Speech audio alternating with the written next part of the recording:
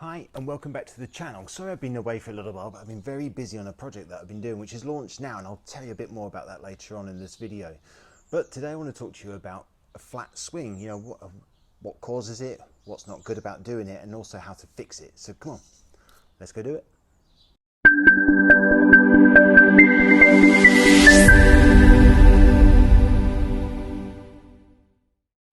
Okay, so I want to talk to you very quickly about something which is very close to my heart, because it's something that's been a fault of mine for many, many years. And it's a fault that I see with a lot of amateur golfers, and it's swinging too flat.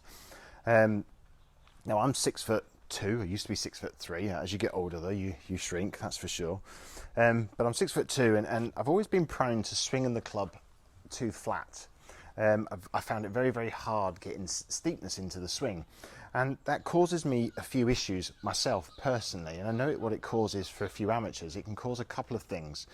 Now, I think as a better player, I think you have an understanding that if you swing the club too flat, you're going to try and come back down on the same path. And when I swing too flat, I actually swing on the downswing too flat as well. And it plays havoc with my angle of attack. Okay, so angle of attack is if say this was coming into the ground, angle of attack is the descent angle of the club head as it comes into the ground or to the ball, knowing that it works in an arc that goes down and up again. Well, my descent angle is too shallow sometimes. Okay, and when I come in too shallow, I can hit the ball too high, for one, but also B, I can sometimes catch it a little bit fluffy. I never catch it fat, but I can catch it a bit fluffy, and I need to have more of a descending angle. So my angle of approach can actually be sometimes within the regions of 2 degrees, even lower than that sometimes, which never a bad thing to a certain extent, but it's not great for me when I'm trying to get a bit more compression on the ball, and also strike it more in the center of the face, because I can strike it fairly low in the face as well, which is another problem with hitting too shallow. And also shot. Nice. Okay, thank you for watching so far. Please remember to like and subscribe. That really does help me out immensely. But also as well, I wanted to tell you about a project that I've been doing, and it's now live. Okay, I've been creating my own website, which is going to have loads of content and instruction on how to play better golf. It's going to include different things though. It's not just about the golf swing. We've got short game, we've got junior section, we've got a ladies section. We're also going to have fitness. We're going to have how to play the game. So we'll have course management ideas, mental. We're even going to be talking about equipment, how to do fittings and making sure you're getting the right clubs for you, and technology and so on and so forth. There's going to be loads of different categories in there, which I'm filming as we're doing it, as we're talking now. But I've opened it, it's launched, it's at mattbakergolf.com. But I'm also offering for the first 50 subscribers a discount of 50% off. Now the normal cost is £149.99 for the year, but I'm offering you 50% off if you use the code FOUNDERS50. Okay, if you use that code, and I'll put it on the bottom here, that's going to give you 50% off for life. Okay, for the life of that subscription. If you use that code and you keep subscribing, it means you're only going to get it for, it's going to be £74.99. All right, and that also includes in the membership, not only do you get the great content that I'm trying to film and put together, you'll also get one free swing analysis every month from me. Okay, if you send it in to me, you get a swing analysis back, and I can indicate which videos you need to go and watch. Also, I've got live events on this where we'll be taking questions and answering those questions as well. I'll do a different topic, whatever it is. But we're also going to have other things on there, so you're going to get discounts on other lessons or other events. We're looking at doing golf trips and so on and so forth. There's also a great community on there, which I want people to be talking to each other or talking to me, sending in wins, losses, whatever it is. We'll want to be able to build something that's a community for you that can make you play better golf. I want it to be affordable and accessible, and that's why I've tried to price it at a very low price. So you're going to get all those great things if you sign up now at Founders50. Put that into the discount code at www.mattbakergolf.com. You're going to get everything for that for £75 more or less. Okay, I think that's great value. So sign up today. There's only 50 spaces left. That's why I've called it Founders50, and you're going to have a Founders membership. If you sign up today, you'll get that discount straight away, but act fast because they're going very quickly. Okay, anyway, any questions on that, please drop a comment below. Pattern wise, because I'm coming in too shallow to the ball, my swing path sometimes can be a little bit too severe out to the right hand side for me. All right, and that can cause me all sorts of issues as well, because once I'm swinging too much on the inside line here, I'm then fighting it, and I've been prone to always rolling my hands through. Okay, even though I'm trying to work hard on this throw release, I never get the opportunity to swing the club sort of left of the target and release it correctly, because I'm always coming in too shallow. So enough is enough. I've had enough of that. I'm going to start working on it and spend a bit of love time on Matt Baker rather than sort of fixing other people's as well, even though I'm still doing that. But so what is the flat swing? Just to start with, it's generally an area that we look for is, if I over exaggerate it, we're looking first of all from takeaway position, okay, or movement away from the ball, and it's when you get the club head to go too far behind the hands or behind your butt area here, and also sometimes there's a tendency to even fan the face open for some amateur golfers. Okay, the worst one's when you hood it actually and you swing flat, because it's going to make you come in shallow as well. So that's first one, and then what happens from here, some players will then continue on and be too flat. Now, it has a few negative drawbacks when you do this. If you get the arms too low below the chest or below the shoulder line, it can also get you, and it does for me sometimes, too narrow. So what I mean by that is, without ruining my practice station, so if I swing too flat, I can get too narrow with my arms here and get too tight across my chest. Now, this has a lot of negative things really, because I can't free swing my arms very easy. I think from many years ago, I was taught a particular system which was about connection, keeping the arms tight on the chest. I even used to wear this band which used to hold my arm, used to go around my chest and used to hold my arms in, and it used to try and keep it tight, and it was about letting the body swing the club and so on. But it made everything become very, very tight. Yes, it was reliable, but I was very tight, okay? And since obviously working with Mike and different things like that, it's made a huge difference to understand that you need to have what we call a free arm swing, okay? And what I mean by that is we want the arms to swing freely of the body. There's an old saying, you have to disconnect in order to reconnect. So I have to have this feeling of my arms disconnecting from my shoulders and coming away, as opposed to staying too connected, all right? Now, for most amateur golfers, most amateur golfers will come across the ball from outside to in, and what their natural instincts would be, well, okay, if I'm coming across this way, what I'll do is I'll swing it even more this way on the inside, so that should technically make me go from inside to out. Well, yes and no to a certain extent, because if I get the club head too far behind me here, for most amateur golfers, they'll stop turning the shoulders, because if I go too quickly here, it'll make me complete my shoulder turn too quickly. So the shoulders stop turning, so then the arms just lift and then they come over the top. So you create a bit of a loopy sort of action this way. Good players probably wouldn't do that. They understand that the club head's got to come down on the inside path. So, but when you're too shallow, you're going to come even more from inside to out. So it's a really important one, because if you're struggling with strike, say you're fatting it or thinning it, or you're getting a bit too much lift on the ball, not enough compression, this is a really important area to work on, or check on anyway. It might not be your thing, but it's a really important thing. And it takes me back to the days when I used to be coached by a gentleman, a great coach called Peter Ballinol, and he was a very much of a disciple of John Jacobs, who was also a great coach as well.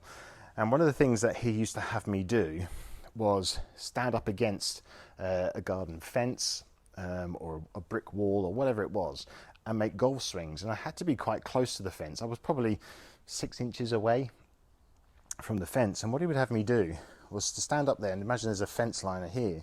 He'd actually have me hit shots, and I had to miss the fence, because if I swung back and did my usual, I'd hit the fence with the club head. So I had to really feel as though I had this big wall here, that to swing it, I had to swing up. Okay, and it really felt like I was swinging up here like that, almost like this. I feel like I'm always peering through my hands or my elbows to see you. But it really takes away that area of coming around here. So I got a real feeling of swinging up to then be able to come down. What goes up must come down. But this helps me with my angle of attack on the ball, and I get a much better compression on it, as opposed to when I'm swinging too flat. I'm too shallow and I can't really get a good strike. So I don't do it all the time. It makes me sound like I'm a terrible golfer, but I'm not. but I do it sometimes, and it's more evident when I start going into the longer clubs like 4s and 5 irons. I think I get too shallow on it as well, because I can actually sometimes, and I say sometimes, not all the time, but I can sometimes hit my 4 iron just as far as my 5 iron, and that's always down to me with shallow angle of attack. I come in too shallow. And I spent time reading books on it as well. I've read I've read a couple of systems and books and so on, and they're telling you you've got to swing shallow and stuff like that, and I built it in there even more, which was crazy for me. It didn't work for me. I need to be working on getting some lift. All right, so the first areas that I always tend to look at is I break it down into takeaway, or how I move the club away from the ball, and I want that to change, because I have a real tendency to get it behind me very, very quickly. All right, so I'm trying to keep the club head outside my hands, and that's what a good trait of a lot of good modern golfers nowadays. They have this tendency to keep the club head outside their hands in the takeaway, and then it goes over the hands midway back and not go straight away back here. So there's we try and get that feeling of taking the club head back, it's keeping the club head outside my hands. This sets the momentum then to go up, and will help me to lift my hands and arms up, even though I still now have to try and think about it as well. I feel like I'm trying to imagine I've got this brick wall behind me, and I'm trying to miss that, and I have to do that by lifting my arms up. So when I get to this point here where I'm feeling the club head staying outside my hands, and what I'm doing here to feel that is I'm feeling the butt end of the club go down as my club head or club comes up. So I feel like I'm hinging the wrist this way. So as I go back, I feel like I'm pushing that down and the club head up. Like so. So I feel like I'm a bit like this to a certain extent. I'm not. This feel versus real. I'll be around here somewhere. Considering I'm going from here, I'll probably meet somewhere in the middle. But that's what I'm going to feel like I'm doing, is that I'm going up this way. And then from there, once I get to about here with the handle, I actually then feel as though that my left arm goes up my chest, and I feel like I'm lifting my hands up. I feel like I'm reaching for the sky. Now, I did this on the course yesterday, and I struck it so much better. And my compression was lovely. I was getting more distance, which I will do because my compression and my angle of attack is going to be better, and it's going to compress it and fizz it out there a bit more. But it was hard. It wasn't easy. Every shot was a struggle, because I'm worried about where the ball's going, but mentally I was like, oh gosh, this feels really hard to do. I feel like I was up here somewhere, even though I was nowhere near. I videoed myself a few times on there, and I was nowhere near. I was probably in a better position, but it just felt so different. It feels weird when I do it. But I need to work on that so that my subconscious brain takes over, and it sits there in the memory banks, and I've got to pull that out there when I play golf. So that's what I've got to try and do. So I've got to do it enough times to get familiar with what I'm trying to do, in order to make it become a natural movement. Okay, so that's the technical side of it. Is I'm going to feel as though that I'm going like this. So I feel as though I'm pushing the handle down, and the club head goes up almost immediately. It'll be a progressional thing, because by the time my arm gets to about here somewhere, I haven't done it fully, but by the time I get to here, it's fully done. I've fully set my wrists. But that's what I'm going to feel as I take the club back, is that I'm pushing the handle down, but the main thing is I'm keeping the club head outside my hands. I don't want it to come whipping around here. Now, you could use other things. You could use, we see some people with foam noodles. You can put into the ground, on alignment sticks, so that you can't hit it on the way back. Anything that's going to give you immediate feedback is always a win in my opinion. I'm trying to do it without anything, because I want to be able to perform it on the course, because I can't have those there. And also, I don't think I need it, to be fair, because I know what I'm trying to do. I'm just going to try and do it. And I use cameras like my phone to video it, and I use an app called Coach Now or Sneed. I use those apps to be able to measure and watch it. So that's something you should also do. We all carry phones nowadays. Use your phones. And there's great apps out there which are free, which you can use to watch your swing and video them, and add lines on it and all sorts, and do comparisons as well. So there's some great stuff out there. So it's really important that you do that, because you need feedback. So from here, I'm doing it in stages, really. I feel I'm having a quick rehearsal as I'm going back. I'm feeling this movement here, and then I'm going to complete the circle with my hands and arms by feeling as I go up. So back and up. I feel like, this is back to John Jacobs, I feel like my shoulders are turning on one plane and my arm is crossing through that plane. So I feel like I'm really lifting up. I feel like my hands are going above my head, to be fair, but I feel like I'm crossing that shoulder plane line here, okay, with my arm. And that was a John Jacobs thing, really, because he always felt that there should be a separation in those angles. The body turns on one plane and the hands and arms go on a different plane. And that's how you create speed and power. It feels weird. I don't hit every shot great, but because I'm learning it. But I accept that in my head. In my head, I'm accepting the fact that I'm not going to hit it great to start with, but I know with practice it will come. And that's another thing amateurs don't do. They don't accept it. They think it's going to work immediately. Yeah, second shot, it's not working. No, I'm not going to do that. I'm going to just go back to doing what I'm doing. And you've got to learn to accept that. I think most professionals will learn to accept that. They'll stand there and say, right, I know what I've got to do. I'm now going to do it until I do it, and it's going to feel normal. Whereas amateurs will do it for about 2 or 3 shots. Don't work. Right, move on. Let's download another tip from YouTube and see if that works. See if that feels better. Don't work that way. You have to put the effort in and the practice in. So anyway, so just from here, I'm feeling that motion here, and I'm feeling that go up there. And in between shots, I'll have practice swings. I'll feel it. Try to remind my muscles what I want it to do, and then I'll do it. I'm not going to hit it full power because I'm trying to work on that and do it slowly and deliberately. So I'm standing here, let it go back and through. Okay, a little bit skinny, but when I go back to the camera and I'll say, right, okay, did I do that? I'll be able to check it. And that's the whole beauty of having video cameras on our phones nowadays. I mean, in the old days, we used to have these, I used to call them BBC cameras. You have these VHS taped ones. You used to hold that and take it back in and rewind. And nowadays, you can just get it instantly, which is beautiful.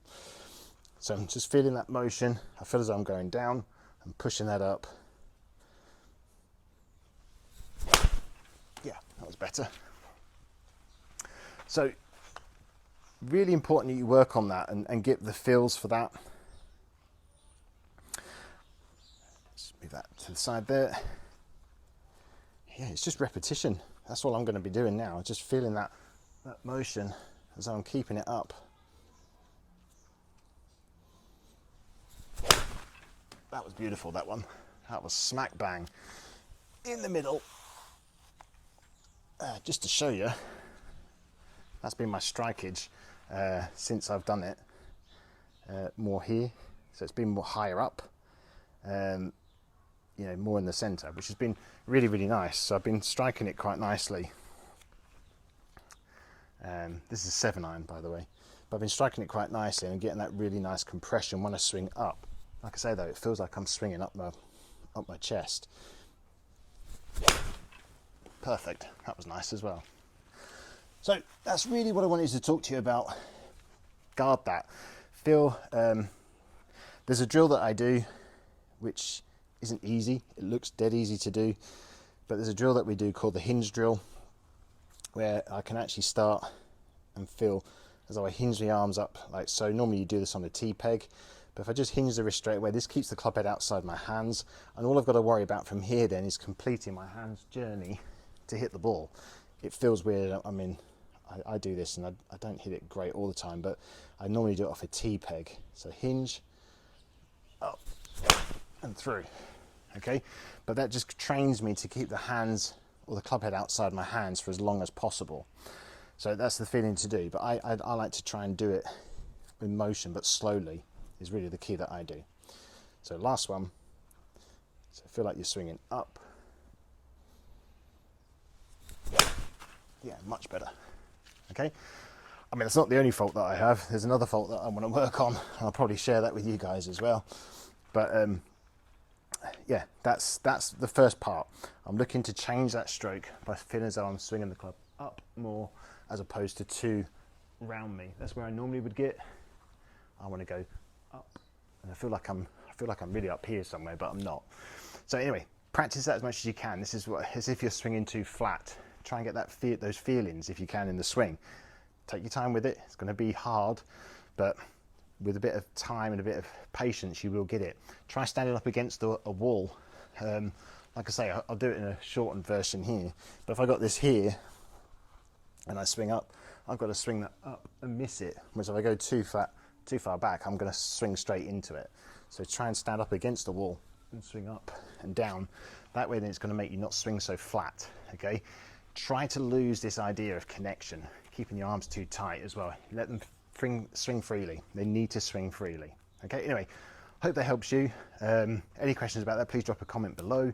And yeah, hopefully I'll catch you next time.